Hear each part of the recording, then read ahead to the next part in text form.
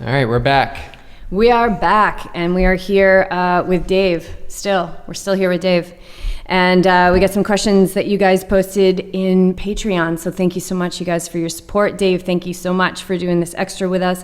So the first question comes from Jody. How do you incorporate strength training, specifically weights, into an already busy ultra running schedule?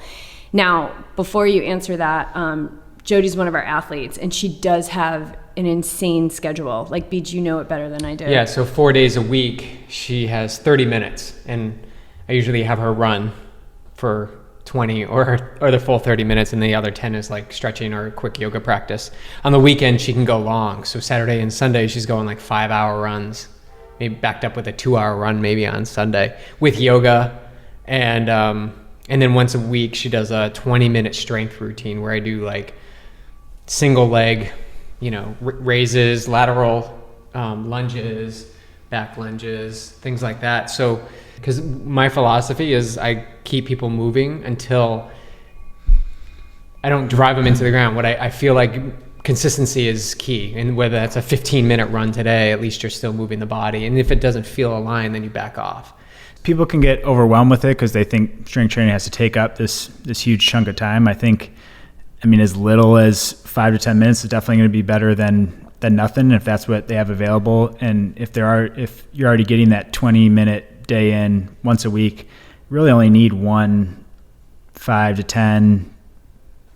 20 minutes would be nice, and another 20-minute day somewhere in there. But if time's really an issue, even getting another, now if we're on the low end of 5 minutes, we'd probably want to sprinkle that in on a couple days. If we can get 10 to 20 minutes, then those 2 20-minute blocks would be more than enough from a prehab standpoint, to stay on top of some of the strengthening things, making sure, and what it sounds like you're doing, staying on a lot of single leg activities, rotational, anti-rotational core stuff, like some of the hands and knee stuff we did, different, we'll call pull-off presses or just carries. Don't go all in and start. Yeah, don't do it 10 times a day for every day. I was like, this is the best. I'm going to get so strong. I can't breathe.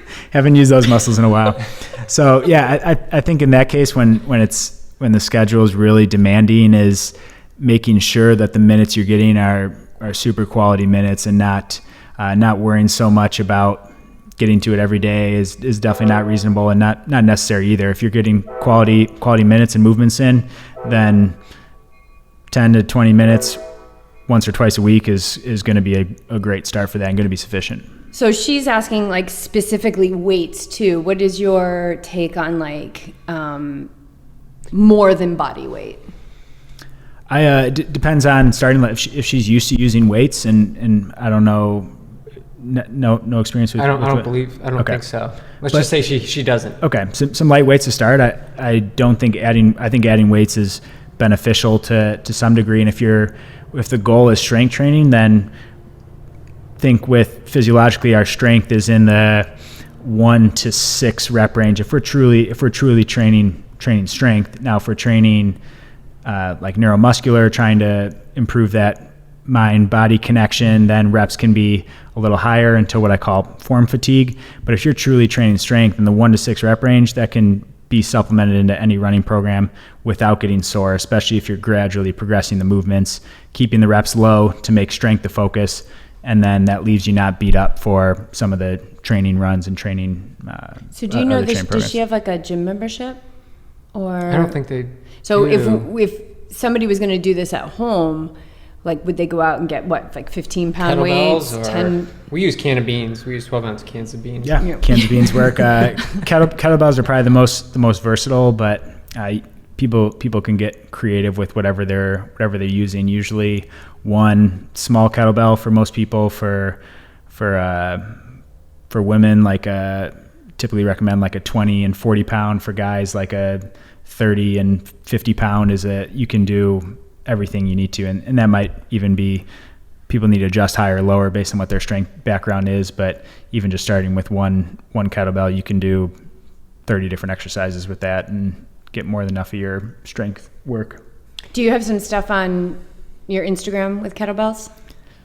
I definitely do. I'd have to. It might not be organized in a. You put so much stuff up there. You're out there somewhere. Yeah. I can see Jody throwing around some kettlebells. I can, yeah. She YouTube might channel need too. supervision. Oh, his YouTube channel. YouTube channel. I have a lot of stuff too. Okay, cool. I give all our athletes jump rope.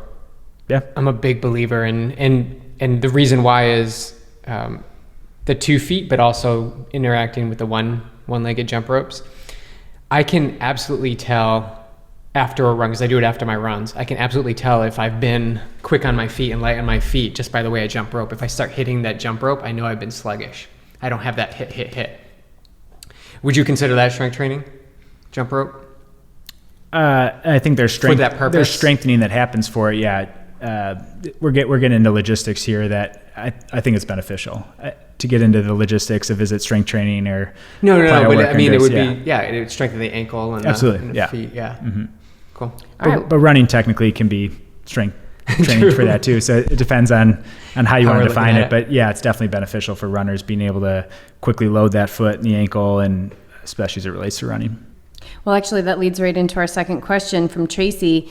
What's the best way to train ankles and feet to handle rocky trails so less likely to roll ankles?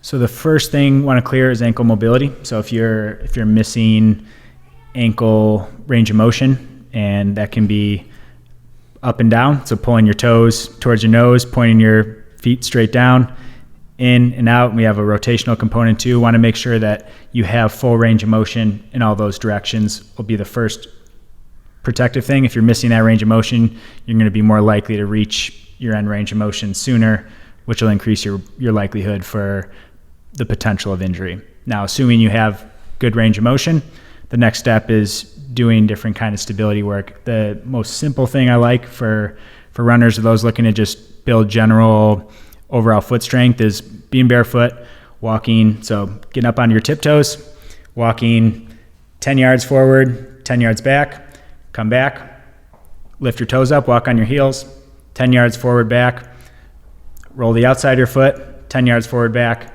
roll the inside of your foot, 10 yards forward, back, turn toes in, turn toes out, do the same thing. So there's 6 movements there that'll hit all the areas of range of motion and can build some pretty resilient ankles over time. And that sounds like a lot, 6 movements, but that takes like 2 minutes to run through all that. Yeah, Tracy's committed. She's committed. I know this girl. Awesome. I think that was pretty darn good. Check out Dave's Instagram. It's a must. Yeah, it's a must. And follow him. And if you guys are in the area, get down here and see him. Jody, you should fly down and have a session. Have a sesh. No, yeah. well, Tracy's. Oh, yeah. Well, Jody Tracy can too weights. because Tracy's in Arizona. Yeah. All right, you guys. Thank you so much for your support of the show, and thank you for your questions today, Dave. Thank you. Any final words? Leave these guys. No, stay on top of stuff. It sounds like we have a proactive bunch in there, so I think that's awesome, and it's a lot easier to address before it becomes an issue than waiting for it to blow up into something that it doesn't need to be. That's right, because they're awake and ready. Right. Mm-hmm.